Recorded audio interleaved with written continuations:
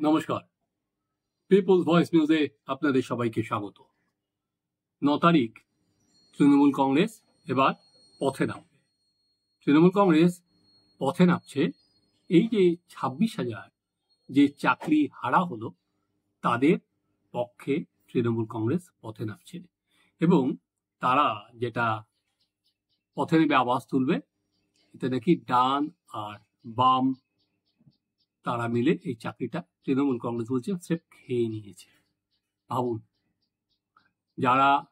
যাদের বিরুদ্ধে অভিযোগ, যে সরকারের বিরুদ্ধে প্রধান অভিযোগ, সেই শাসক দলের দুটো উইংকে রাস্তায় নামানো হচ্ছে যে চাকরি কেন গেল, জবাব দাও। তৃণমূল কংগ্রেসকে যদি দেখেন, এটা অবাক হওয়ার মতো বিষয় নয়, কারণ একটা সময় তৃণমূল কংগ্রেসের নেতা নেত্রীরাই যখন মদন মিত্র গ্রেপ্তার হয়েছিলেন ওই চিটফান্ড কাণ্ডে, তখন তারা সবাই গলায় এক একটা করে প্ল্যাকার্ড বেঁধেছিলেন এবং সেখানে তারা বলেছিলেন আমরা সবাই চুপ। তারপর তৃণমূল কংগ্রেসকে আমরা দেখলাম অভয়ার পরেও তারা পথে নামলেন এবং সেখানে তারাই বললেন সিবিআই তাড়াতাড়ি কেন লোকেদের ধরে ফাঁসি কাটে ঝুলিয়ে দাও। এইবার তৃণমূল কংগ্রেস 26,000 চাকরি চলে যাওয়ার পর সেই সরকার যোগ্য এবং অযোগ্য আলাদা করতে পারেনি। সরকার এখনো পর্যন্ত কোনো দুর্নীতি স্বীকার করছে না। পার্থ চট্টোপাধ্যায় সহ একাধিক শিক্ষা আধিকারিক জেলে থাকা সত্ত্বেও, এবং যেই দুর্নীতির ফলে আজকে এই শিক্ষকরা, মেধাযুক্ত শিক্ষকেরা আজকে পথে বসতে হয়েছে, তারপরেও কিন্তু তৃণমূল কংগ্রেস অনায়াসে পথে নামছে। এবার চলুন আপনাদের আমি অন্য একটা ঘটনার দিকে আপনাদের নজর ঘোরাই, কারণ এটাও তৃণমূল কংগ্রেসের 9 তারিখের মিছিলের সঙ্গে সম্পর্ক আছে। 9 তারিখ যে মিছিল হবে তার দায়িত্ব হচ্ছে তৃণমূল ছাত্র পরিষদ এবং তৃণমূল যুব সংগঠন। তো এই তৃণমূল ছাত্র পরিষদের সভাপতি হচ্ছেন তৃণাঙ্কুর ভট্টাচার্য। তৃণাঙ্কুর ভট্টাচার্যের বিরুদ্ধেই কিন্তু এই শিক্ষক নিয়োগ দুর্নীতির অভিযোগ দায়ের হয়েছিল এবং অভিযোগ দায়েরটা কে করেছিল? শিক্ষা দপ্তর। তৃণাঙ্কুর ভট্টাচার্য এবং পার্থ চট্টোপাধ্যায় সহ একাধিক তৃণমূল নেতার নামে কিন্তু অভিযোগ দায়ের হয়েছিল বিধাননগর উত্তর থানায়। বেশি দিন আগেও নয়, এটা অভিযোগটা দায়ের হয়েছিল 2024 সালে। 2024 সালে 11 এপ্রিল এই অভিযোগটা দায়ের হয়েছিল। এমনি কিন্তু অভিযোগ প্রথমে দায়ের করতে যায়নি। এটা কি ছিল, আপনাদের একটু ব্যাকগ্রাউন্ড হিস্ট্রিটা পড়ি, তাহলে বুঝতে পারবেন। যে এফআইআর এ যাদের যাদের নাম ছিল, যেটা শিক্ষা দপ্তরের থেকে কথা হয়েছিল, তৃণাঙ্কুর ভট্টাচার্য, তৎকালীন জিটিএ নেতা বিনয় তামাং, স্কুল পরিদর্শক প্রাণগোবিন্দ সরকার সহ 7-8 জনের নাম রয়েছে। সেখানে প্রান্তিক চক্রবর্তী, বুবাই বোস, দেবলীনা দাসের নামও, ওই শাসক দল ঘনিষ্ঠদের নামও এফআইআর হয়েছিল বলে খবর।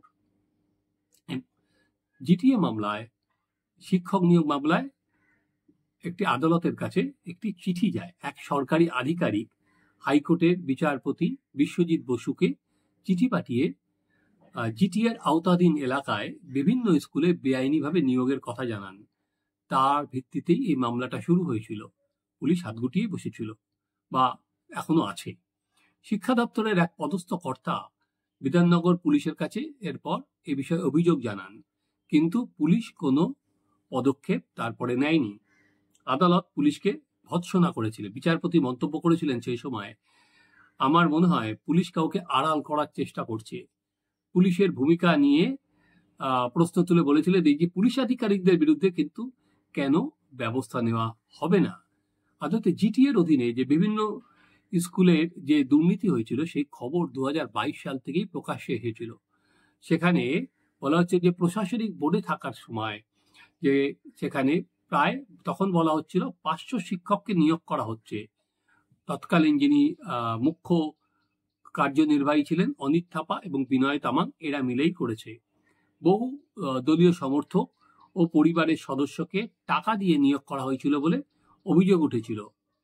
এবার সেখানে Gorkha unemployed primary teachers welfare association, তারা কিন্তু সিবিআই তদন্তের দাবিতে আদালতেও গিয়েছিল। তারপরে 2024 থেকে 2025। এবার আপনাদের আমি শোনাচ্ছি সোমবার দিন এ বিষয়ে হাইকোর্টের বিচারপতি বিশ্বজিৎ বসু ঠিক কি রায় দিলেন, সেটাই আপনাদের কাছে আমি একবার পড়ে জানাচ্ছি। সোমবার বিশ্বজিৎ বসু পরিষ্কার জানিয়ে দিয়েছেন যে এই যে 313 জন এই যে নিয়োগ করা হয়েছিল তাদের বেতন বন্ধের নির্দেশ দিয়েছেন হাইকোর্ট, এবং সেখানে 72 ঘন্টা সময়সীমা রাজ্য সরকারকে বেঁধে দেওয়া হয়েছে। সেখানে এই মামলার তদন্ত করছিল সিআইডি, এবং সিআইডি কিন্তু কোনো আশানুরূপ তদন্তই করেনি। এই অভিযোগে যাদের যাদের নামে যুক্ত ছিল তাদের বিরুদ্ধে কোনো ব্যবস্থা নেওয়া হয়নি।